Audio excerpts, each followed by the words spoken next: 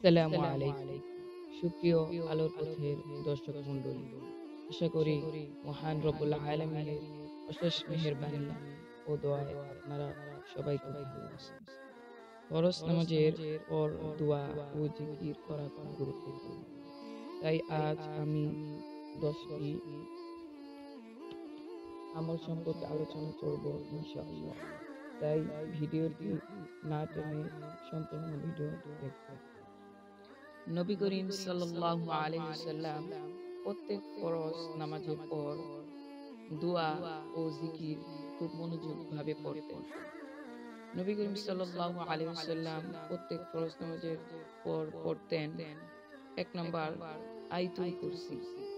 আল্লাহু লা ইলাহা ইল্লা হুয়াল হাইয়ুল কাইয়্যুম লা তাখুযুহু সিনাতুন ওয়া লা নাওম লাহু মা ফিস সামাওয়াতি ওয়া মা ফিল আরদ من ذا الذي يشفع عنده إلا بإذنه يعلم ما بين أيديهم وما خلفهم ولا يحيطون بشيء من علمه إلا بما شاء وسع كرسيه السماوات والأرض ولا يئوده حفظهما وهو العلي العظيم ২ নাম্বার নবী করিম সাল্লাল্লাহু আলাইহি ওয়াসাল্লাম পড়তেন সুবহানাল্লাহ ৩৩ বার। এই দোয়া আমরা সকলেই জানি।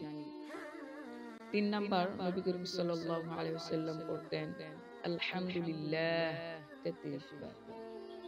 ৪ নাম্বার নবী করিম সাল্লাল্লাহু আলাইহি ওয়াসাল্লাম ফরজ নামাজের পরে পড়তেন আল্লাহু আকবার ৩৪ বার। ৫ নাম্বার আল্লাহুম্মা আজিরনি মিনান নার প্রত্যেক ফরজ নামাজের পর ৭ বার পড়তেন। ৬ নাম্বার বিসমিল্লাহিল্লাযী লা ইয়াদুররু মা'a ইসমিহি শাইউন ফিল আরদি ওয়ালা ফিস সামাই ওয়া হুয়াস সামিউল আলীম সকাল ও সন্ধ্যায় ৩ বার পড়তেন। ৭ নাম্বার رضيت بالله ربا وبالإسلام دينا وبمحمد نبيا ورسولا صلى الله عليه وسلم ৩ বার পড়তেন। ৮ নাম্বার লা ইলাহা ইল্লাল্লাহু ওয়াহদাহু লা শারীকা লাহু লাহুল মুলকু ওয়া লাহুল হামদু ওয়া হুয়া আলা কুল্লি শাইইন কাদির ৩ বার পড়তেন।